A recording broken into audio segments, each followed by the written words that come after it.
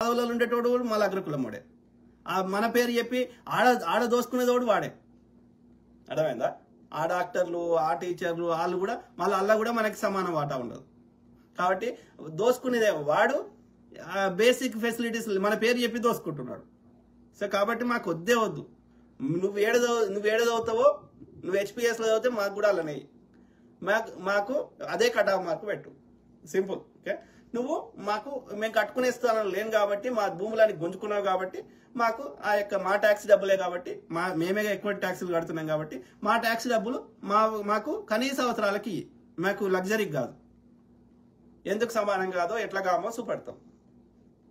ఆలోచించండి. తప్పదు.